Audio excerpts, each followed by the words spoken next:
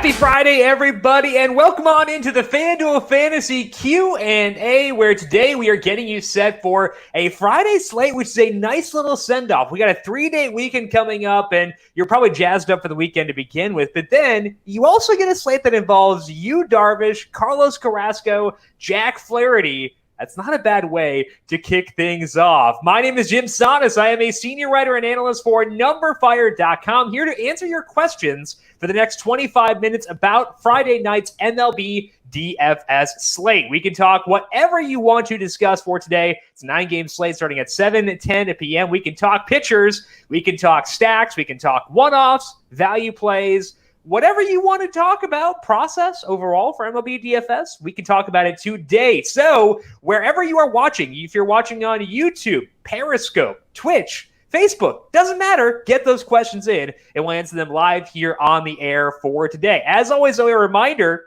to make sure you are subscribed to wherever you're watching this. We also have live streams on YouTube daily because we have the solo shot there every weekday morning at 9 a.m. We also have our PGA DFS podcast on Tuesday on YouTube. Next week, our Heat Check NFL podcast is back on Thursday to get you set for week 1 of the NFL. So make sure if you're watching this on YouTube to subscribe there to get all that content for free as we go live and get push notifications as we go live. And like the videos too, because that does help us out as well. But again, get those questions in for today wherever you are watching.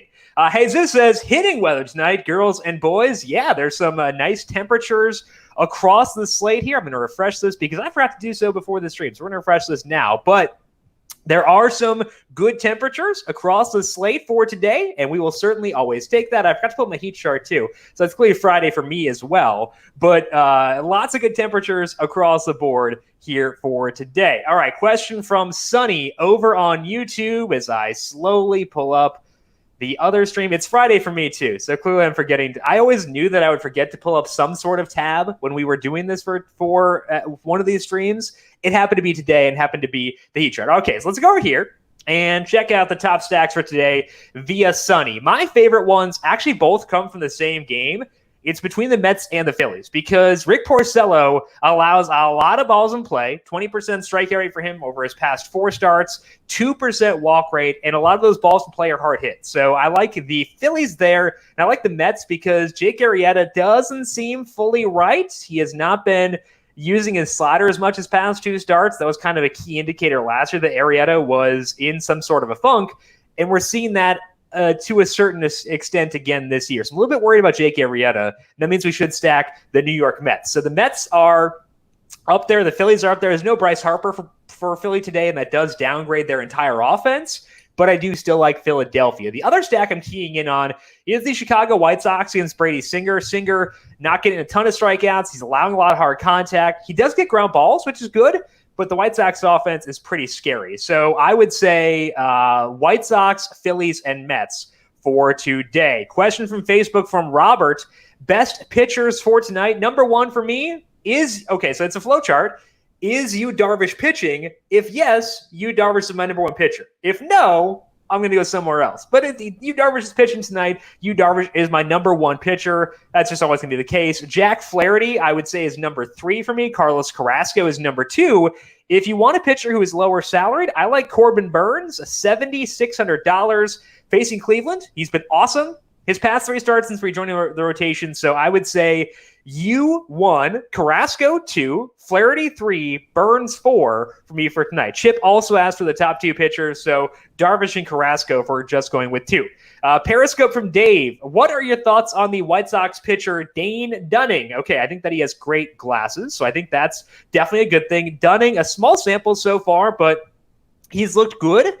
In those 2 starts, he's been getting strikeouts. The one issue I have with Dunning is that he hasn't gone deep in games yet. He's gone 73 and 79 pitches in his first 2 starts. The numbers you see here for Dunning are his projections via the bat, and which is Derek Carty's projection system, which is one of the ones you can find over on Fangraphs.com. 4.26 is the XFIP projection for Dane Dunning there. Pretty good, and he does get some strikeouts. The reason that I'm not going there is that he doesn't go deep enough in games yet. Again, 73 and 79 pitches, so not in on Dunning yet, but I think he's good enough where I'm not going to stack against him either. Question from Tech. Best single entry stack. I would probably go with the White Sox there because I'm guessing both the Mets and the Phillies will likely carry a decent amount of popularity just because the total in this game is at 10 runs. They tend to be pretty popular teams, so I would guess a lot of people wind up going there. So I'm just going to go to the White Sox instead as my favorite single entry stack. I think that they have high upside, which is great, but also might not be as popular as the Mets and the Phillies. So give me the White Sox there, Tech. Seattle pitching. This is from Jesus. Okay, let's go over here. The Seattle pitcher for today is Yusei Kikuchi. I like Yusei Kikuchi. He has not gotten good results so far this year. 26% strikeout rate is good. His velocity is great. 4.06 skill interactive ERA, but the results have been pretty terrible. The reason you could justify potentially going Kikuchi for tonight is that he is facing a team that isn't that good. That's definitely a positive. Let me make sure what Kikuchi's salary is here. $6,300. Okay, that's really low. It's a lot lower than I was expecting. So honestly, Jesus, I think that you can make a decent case for Kikuchi as a pitcher for today. So I won't push back on that one. I think that Kikuchi is in play. I'd prefer Corbin Burns among the lower salary pitchers, but I think that's actually not a bad route to go. Mateo, have you seen Jose Marmolejos' stats? Wow, I like him as a one-off. Let's pull them up here because we can kind of go through the process of judging a one-off. And Mateo, I would say I actually don't mind Seattle for today.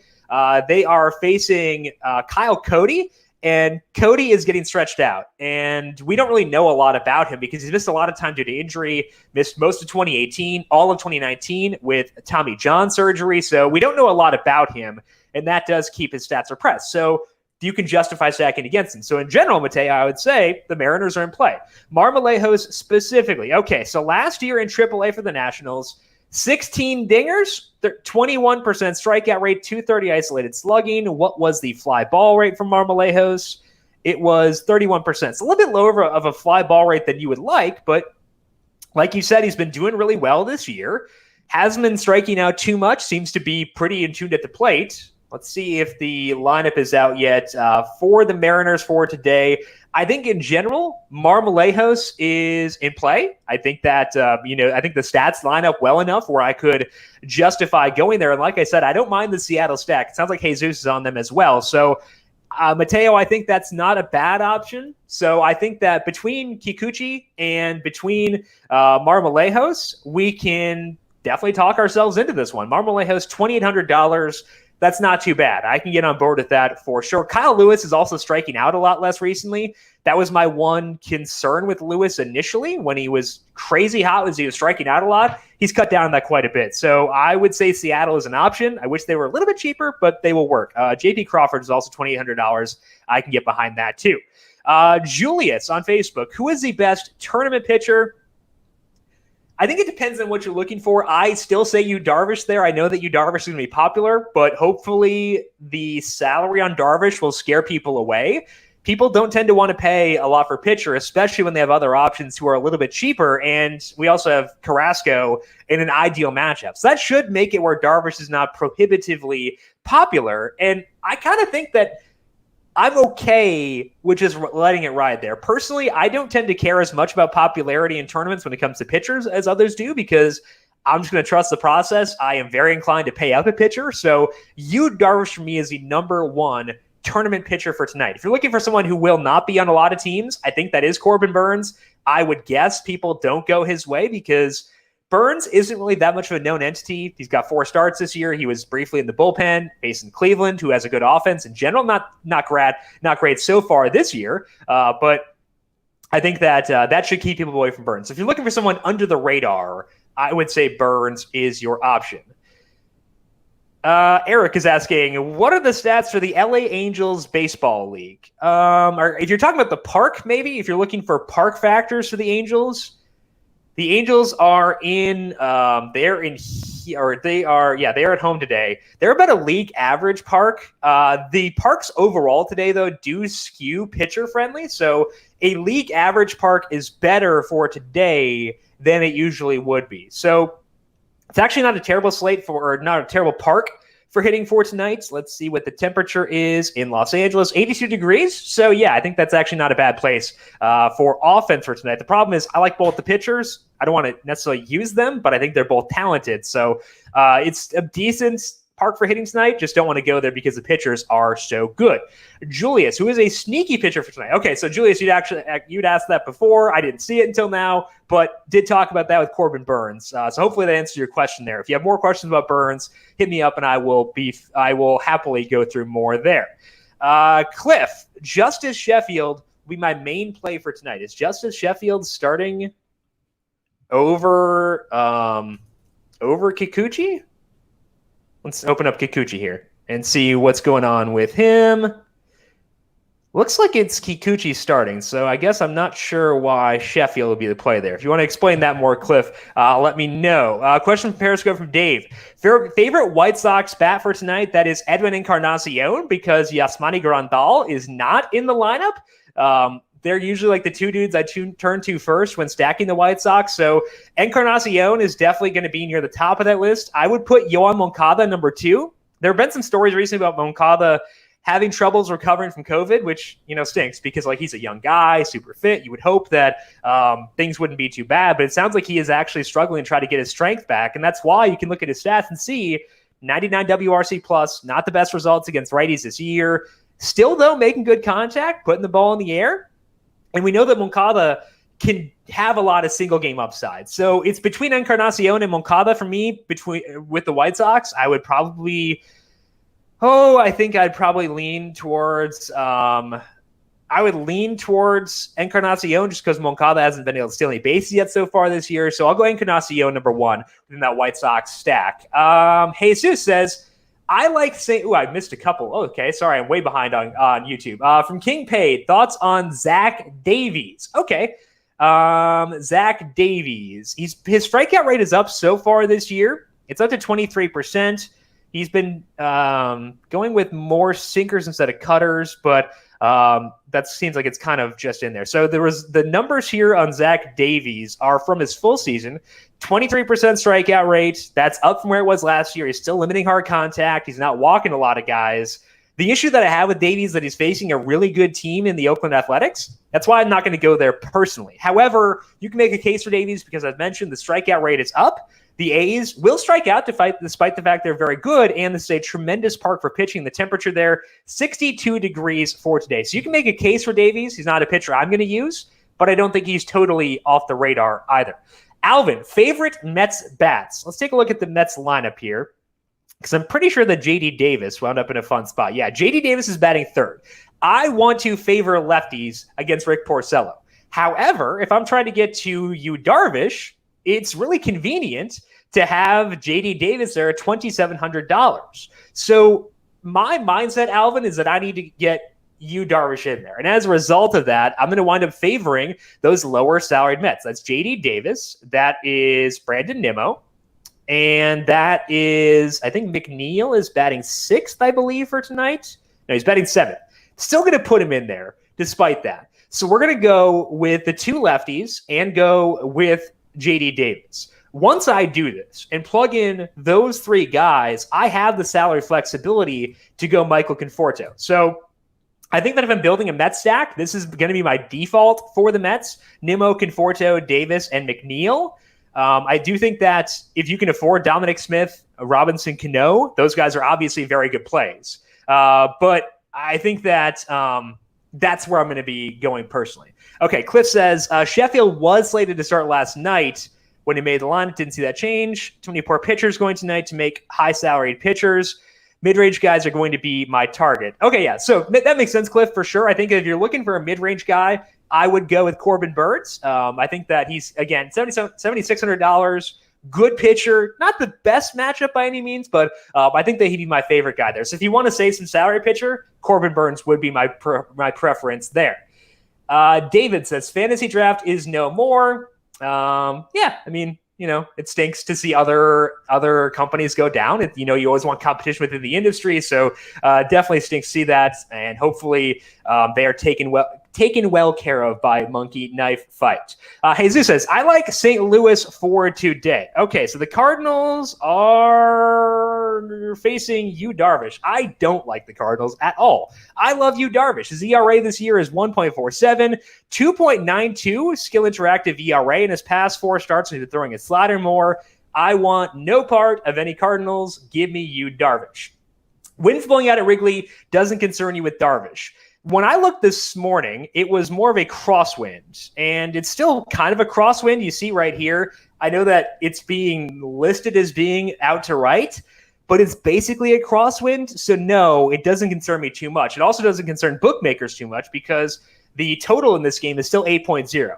That to me says totals for Wrigley games don't come out until later in the day once I know the wind directions. And when I see them hanging an 8 on this game, despite the fact that the winds they're present, I would say that means we don't need to care too much about the wins. I think that we're good to go. It's a good question to ask King Paid because wind does matter a lot at Wrigley. But I think in this specific instance where it's kind of more out to right, more of a crosswind, I'm okay with still going pretty high on Darvish and Flaherty.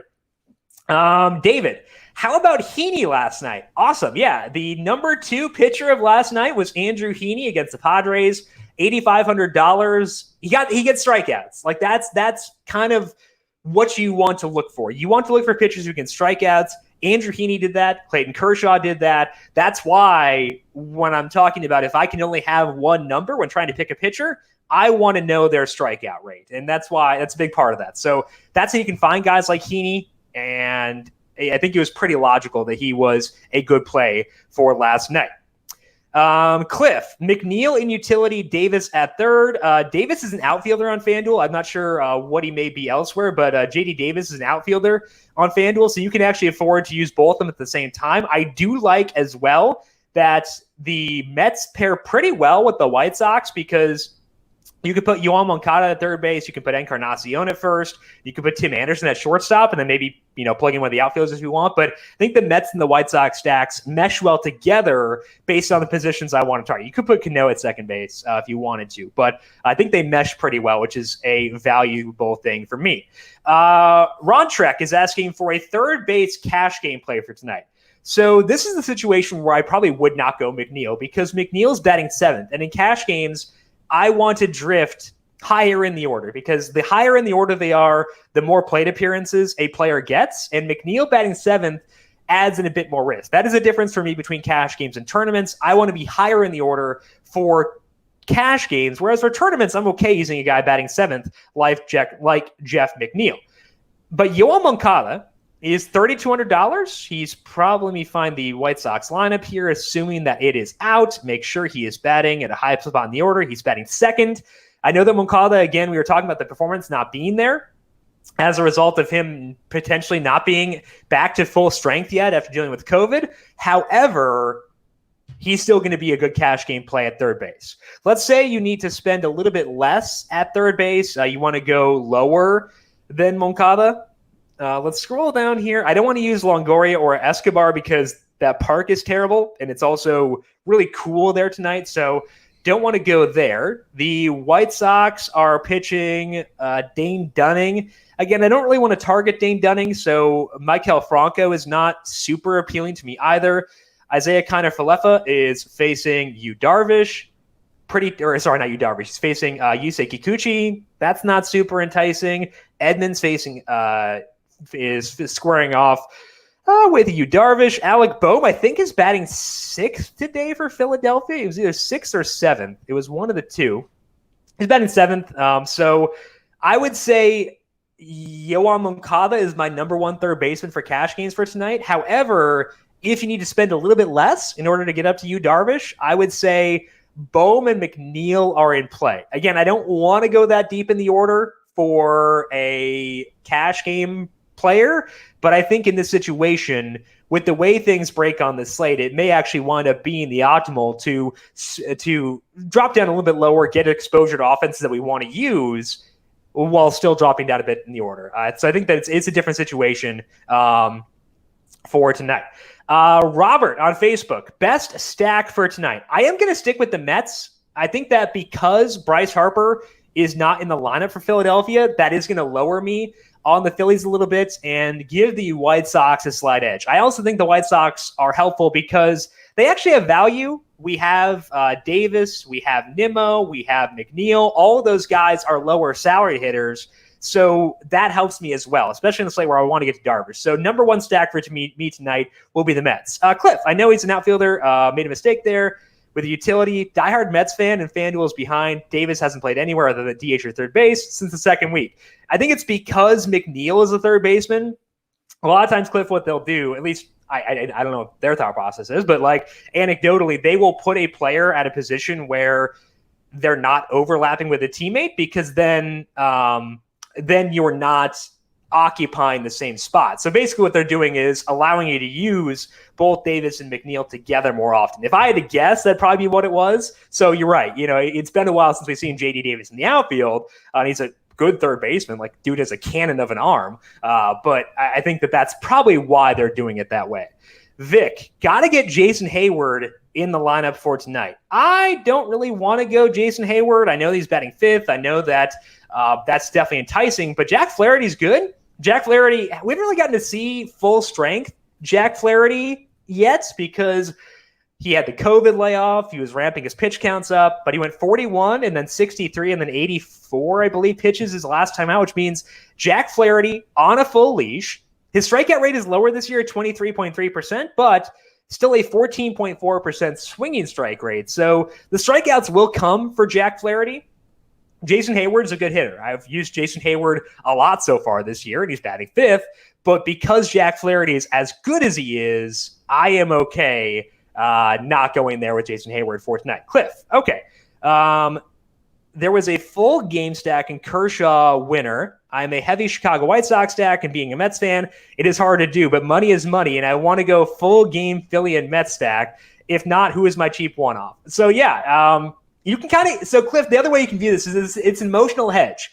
If the Phillies go nuts and you're a Mets fan, like, that's sad on the surface. However, if you benefit in DFS, you get to be happy still. Like, see, I bet the Chicago White Sox to win the American League Central despite the fact that I'm a Twins fan, so I can be happy no matter what unless Cleveland wins, in which case I will be very sad. So hopefully we don't get Cleveland winning the division. That would be sad. My college roommates from Cleveland, that'd make it even more sad. So emotional hedge, Cliff. That is where I would push you.